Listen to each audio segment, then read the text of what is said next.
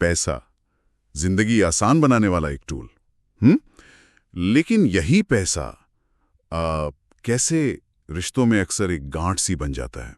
कभी सोचा है, छोटा सा उधार हो या खर्च पर कोई असहमति और सालों पुराने रिश्ते में तनाव। आज हम इसी उलझन को थोड़ा सुलझाने की कोशिश कर रहे हैं। पैसे की वजह से रिश्तों में ये दरार आखिर आती क्यों है और क्या इसे रोका जा सकता है? कोई कहानी नहीं, बस ठोस बातें और कुछ शायद नए नजरिए। भारत में देखिए, रिश्ते तो हमारी बुनियाद है ना, सब कुछ रिश्तों पर ही टिका है। लेकिन पैसा कई बार इसी बुनियाद को हिला देता है। उधार ले लिया, नहीं दिया, खर्चों पर अलग राय हो गई, छोटी छोटी गलतफहमियां, और देखते देखते बड़े झगड़े बन जाते हैं। तो सवाल ये उठता है, क्या पैसा ही विलन है या दिक्कत हमारी सोच में है, हमारे बर्ताव में? देखिए, पैसा अपने आप में तो कुछ नहीं है, वो तो न्यूट्रल है, एक जरिया है बस। हाँ। लेकिन हाँ, ये इंसानी भावनाओं को जरूर उभारता है, जैसे तनाव, असुरक्षा की भावना, कभी-कभी लालच भी। और अगर हम भारत के संदर्भ में बात करें तो कुछ सांस्कृतिक पहलू हैं जो इसे और पेचीदा बना देते हैं। जैसे एक उम्मीद होती है कि जरूरत में अपने मदद करेंगे ही, या फिर किसी अपने को पैसे के लिए ना कहना, वो बहुत मुश्किल लगता है कई लोगों को। और ऊपर से अगर उधार या खर्चों पर पहले से ही कोई साफ बात न हुई हो तो फिर गलतफहमियां तो होंगी ही। बिल्कुल। तो आज हम इन्हीं मनोवैज्ञानिक, सांस्कृतिक और व्यवहारिक वजहों को थोड़ा कुरेदेंगे और रिश्तों को पैसे के इस तनाव से बचाने के कुछ ताज़ा प्रैक्टिकल तरीके देखेंगे। मतलब वो पुरानी घिसी-पिटी सलाह से जरा हटकर। तो सबसे पहले बात करते हैं, ये दरार पड़ती क्यों है, मुख्य कारण क्या है? एक चीज जो मुझे लगता है सबसे आम है, वो है विश्वास का टूटना, खासकर जब कोई उधार ले और वापस न करे। इस पर आपका क्या कहना है? बिल्कुल सही कहा आपने। विश्वास तो किसी भी रिश्ते की जान है, और जब पैसे के मामले में ये टूटता है ना, तो ऐसा लगता है कि सिर्फ पैसे का नुकसान नहीं हुआ, बल्कि वो जो रिश्ते की ईमानदारी थी उस पे सवाल उठ गया है। और इसी से जुड़ा हुआ है वो सांस्कृतिक दबाव जिसकी मैं बात कर रही थी। कई बार लोग सिर्फ इससे मदद कर देते हैं या उधार दे देते हैं क्योंकि उन्हें ना कहना बुरा लगता है या समाज क्या कहेगा ये सोचते हैं। हाँ, और ये ना कह पाना ये अक्सर फिर अस्पष्ट उम्मीदों को जन्म देता है ना? जैसे उधार कब वापस आएगा, इस पर कोई बात नहीं हुई, या अगर साथ में कहीं खर्च कर रहे हैं तो कैसे बटेगा, कोई क्लैरिटी ही नहीं होती। एग्जैक्टली। और फिर एक और चीज है, वित्तीय असमानता। जब दोस्तों या परिवार में आमदनी का बड़ा फर्क होता है ना, तो अनजाने में ही सही एक तुलना शुरू हो जाती है। कभी कभी जलन की भावना भी आ जाती है। ये बातें कही नहीं जाती हैं अक्सर, पर रिश्तों पर इनका असर पड़ता है। और कभी कभी तो लोग थोड़ी इमोशनल कहानियां सुनाकर, एक तरह से इमोशनल ब्लैकमेल करके भी पैसा मांगते हैं। ये तो हुई दिक्कतें, वजहें। अब जरा समाधानों पर आते हैं, और यहाँ कुछ दिलचस्प, शायद नए तरीके हो सकते हैं। पारंपरिक सलाह जैसे बजट बना लो, उधार मत दो, इनसे थोड़ा आगे बढ़कर एक तरीका सुनाए, रिलेशनशिप फंड। ये क्या चीज है? हाँ, ये एक अच्छा कॉन्सेप्ट है।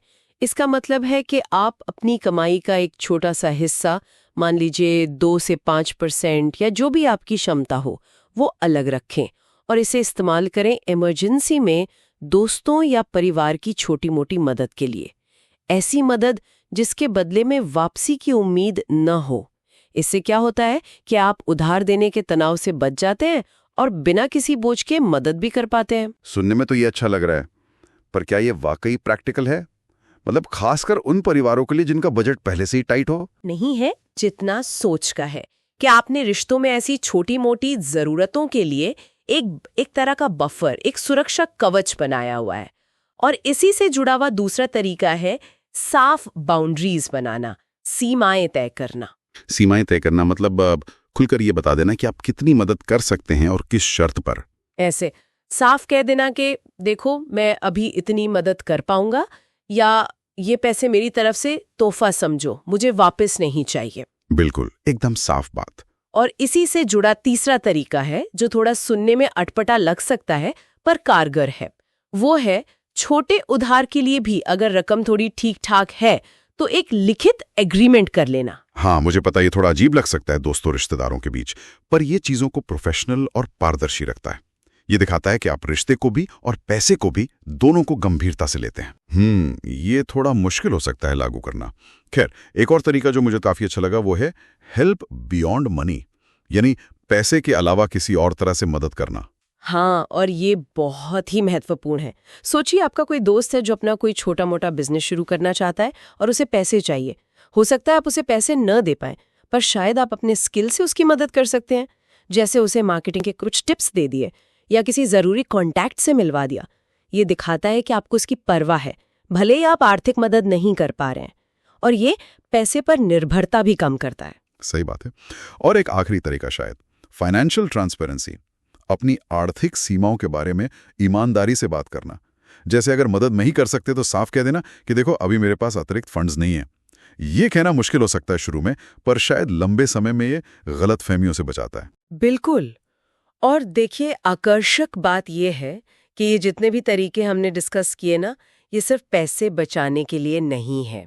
ये असल में कम्युनिकेशन को, एक दूसरे के प्रति सम्मान को और आपसी समझ को बढ़ावा देते हैं। तो ये रिश्तों को पैसे के तनाव से बचाने के साथ साथ उन्हें शायद और गहरा भी बनाते हैं। हाँ, ये एक अच्छा पॉइंट है। और संक्षेप में कुछ आम गलतियों से भी बचना जरूरी है ना? जैसे बिना सोचे समझे बिना शर्तों के उधार दे देना, या फिर किसी दबाव में आकर या गिल्ट में आकर कोई फाइनेंशियल फैसला लेना, पैसे के बारे में खुलकर बात करने से खतराना, ट्रांसपेरेंसी की कमी रखना, और हाँ, कई बार सिर्फ दिखावे के लिए सामाजिक दबाव में खर्च कर देना। तो कुल मिलाकर निचोड़ ये निकलता है कि पैसा रिश्तों में दरार तो डाल सकता है, इसमें कोई शक नहीं है, लेकिन सही सोच और सही तरीकों से, जैसे वो रिलेशनशिप फंड वाला आइडिया या साफ बाउंड्रीज बनाना, इनसे हम अपने रिश्तों को भी बचा सकते हैं और अपनी आर्थिक सेहत को भी। रिश्ते यकीनन पैसे से ज्यादा कीमती हैं, पर समझदारी भरे वित्तीय फैसले उन्हें कमजोर नहीं बल्कि और मजबूत ही करते हैं। और ये हमें एक महत्वपूर्ण सवाल पर सोचने को मजबूर करता है। अगली बार जब पैसा किसी रिश्ते में तनाव की वजह बने, तो एक पल के लिए रुकिए, एक गहरी सांस लीजिए और खुद से पूछिए, मेरा ये फैसला जो मैं लेने वाली हूँ या लेने वाला हूँ, क्या ये मेरे रिश्ते को बचाएगा या और बिगाड़ेगा? शायद आज ही एक छोटा कदम उठाना सही हो सकता है वो अपनी सीमाएं तय करना हो, या किसी अपने के साथ बैठकर आर्थिक समझदारी पर थोड़ी बात करना हो। बिल्कुल, रिश्ते और पैसा दोनों को संभाला जा सकता है, बस थोड़ी सी समझदारी और हिम्मत चाहिए। सुनते रहिए